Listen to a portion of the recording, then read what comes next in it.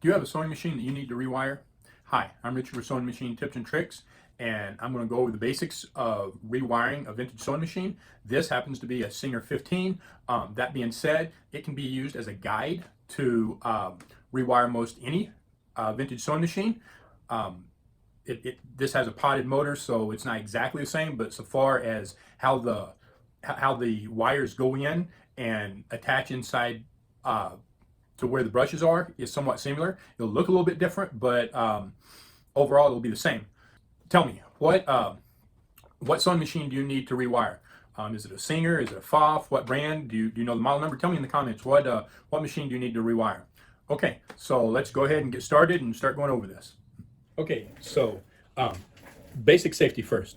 First of all, I want to point out, okay, this is specifically for machines that are 120 volt, which means pretty much that is US machines, okay? If you're in one of the European countries, then more than likely your machine is 230 or 250 volts, and although the wiring in the machine is somewhat similar, this is geared toward machines made in the US, okay? Secondly, anytime you work on electrical, make sure your machine is unplugged. Number one, you do not have it plugged in. 120 volts can hurt you, and it can kill you. It is the most dangerous voltage in the that is used because it's strong. It's strong enough to activate your muscles, since your muscles work off of small electrical impulses, but it's not strong enough to throw you off of it like 240 or 480 would be. So if you grab a hold of something live with your hands, you'll grab it and you'll hold it and you can't let it go. So safety first. Let's make sure that it's unplugged so we're not dealing with any electricity, all right? That's number one. Okay, so number two, you need to understand that on a sewing machine, specifically the older sewing machines, a lot of the new ones today too, but a lot of the new ones are electronic, and the electronics work a lot differently. But on your older ones that don't have electronics, 110, when you plug it in, electricity comes directly to the machine, okay? Now, your plugs aren't polarized. Your plugs aren't polarized, so you can plug it in either way. So it could have electricity to it. It could have electricity to the pedal. When they created them, they were created so that the electricity came to the machine and set in the machine, okay? And then it came all the way to the pedal. And then when you push the foot pedal down, it closed the gap on the neutral side, closing the switch on the neutral side, creating a full circuit. So what I'm trying to say is just know that if your machine is plugged in, there's a good chance, more than likely, you will have electricity to the light and you will have electricity to the motor, okay? Just because you're not pushing the pedal down or whatever doesn't mean that there's not electricity to it, okay? So just understand that if it's plugged in, it's probably hot at the machine, okay? So now let's take a look here. Let's go over some stuff on here.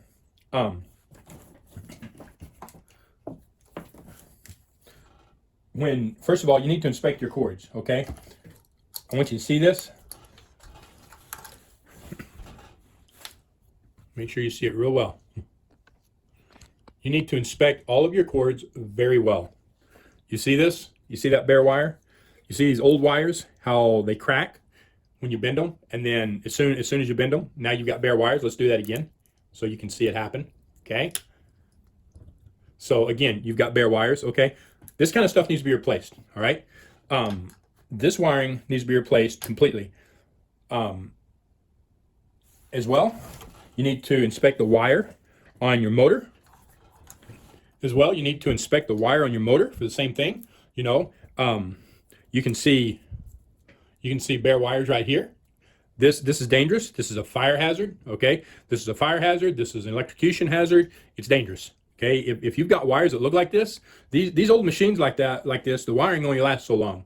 You're looking at a machine that's got wire. If it hasn't been rewired, the wiring on it's been on it 50, 60, 70 years, or maybe even longer.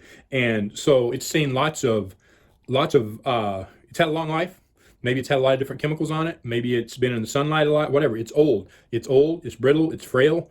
You need to replace it before it gets to this point, honestly. because all this is on the back side of your machine. It's stuff that you never look at. The chances that you're going to see it are minimal, right? So it's better to get it fixed before you have a problem than to wait until you get shocked, or you're sewing with it and it breaks, a fire breaks out, or it burns your motor up.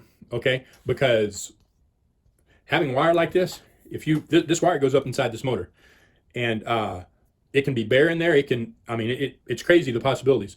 You can absolutely burn this motor up, and these motors are hard to get. So it's better to get this fixed. It's better to inspect your machine and get this fixed than to say, well, you know, it'll be okay. So inspect your machines, check your wiring, and make sure that your machine is safe. Okay, that's an absolute must. There's I can't stress that enough. I can't stress how important this is enough. Okay, so I kind of explained it a while ago. You can see there's a lot missing on this machine. I've got a bunch of parts. This is an older piece. This is an older plug right here. I could use it, but I ordered some more and got, because there's another piece that goes here. There's the actual holder for that plug. Okay, and I got that in. I've got to replace that, which it looks like this. All right, and then this sits on it. So I'll be replacing all this, replacing all the wire. Let's just kind of go over this so you have a really good understanding of how this works. You have when you plug your machine in, you have power coming, you have power and a neutral. Okay, and so we'll say that power comes into 3 and neutral goes out 1. So what is number 2 for? Okay, number 2 is basically your pedal. So the way this is going to work is, and this is actually wired wrong. This, whoever wired this, or no, it's not. It's not. Well, it is, because it's going the wrong way, which makes it more dangerous even. So your light, you'll have power on 3 and 1, and your light will hook up to 3 and 1. Okay, and then your light's turned on with your switch. Okay, but your pedal is a whole nother story. You don't want power going directly to your motor like you do your light. So you will run one lead of your motor to hot, which we said is on number 3. Okay, you'll run the other lead of your motor to number 2. Now, your pedal. Let's get the pedal out. Okay. All right. So then the wires on your pedal, you'll have one lead of your wire going to number 1, which is your neutral or your common, and the other lead going to number 2, which is the other side of your motor. Okay, so basically how that works is hot comes into your motor, and it comes back out, and it comes to where the pedal is. All right, it follows through the wiring to your pedal, and then it sets in here at the pedal waiting. And when you push this down and you close the gap, you close the switch, you close the circuit, it then finishes the circuit. It comes back out the other wire, comes to here where your power is already sitting, and then goes out to neutral, and then your machine runs. Let me know in the comments. Tell me in the comments if this is making sense, if you're following what I'm saying. Okay, it's really a very simple system. It really is, and that's where this works with. This is where, you know, all vintage sewing machines work off the same principle. The outside may look different. Okay, how it plugs in may look different, but they've all got 3 wires. 99. The only time that there's any difference is if your machine plugs in somewhere else. Okay, or your foot pedal plugs into your machine somewhere else. And some of the 400 series you have that, but it still works the same way, because the wires from this plug run over here this plug the exact same way. It's just that you have another device in there. Okay, just look at it as an extension of your wiring. If you've got like a 400 series and it's got its own little plug that plugs in over here, and then your hot wire, your plug you plug into the wall plugs in here. Okay, then the wire that comes from this plug where your foot pedal plugged in is going to do the same thing. Okay, you're going to have one side that hooks to the neutral. You're going to have one side that hooks to the neutral, and you're going to have one side that hooks to the center plug. All right, it's the same thing. It works exactly the same way. It just looks different. And if you don't have a potted motor, but you have a motor that sits on the side, you've got the same thing. You've got 2 leads coming from your motor. Okay, it wires the exact same way. Let me know. Put in the comments if you understand that. If you understand what I'm saying, because it wires the exact same way. So when you wire it up, it goes in and it connects to where your brushes are, right? So on a potted motor, you have a brush, one brush on top and one brush on bottom. One is positive and one is negative, basically. You know, and they're just little carbon brushes. So the power comes into one side, it goes out the other side, and that's how it actually powers the motor. It's again, it's a very simple concept.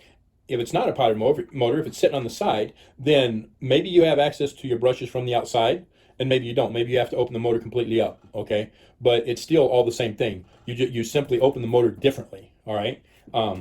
If Let me know what kind of machine you got. Let me know if you have any challenges with opening your motor. Okay. Now on this light, these lights are very unique, I guess you could say.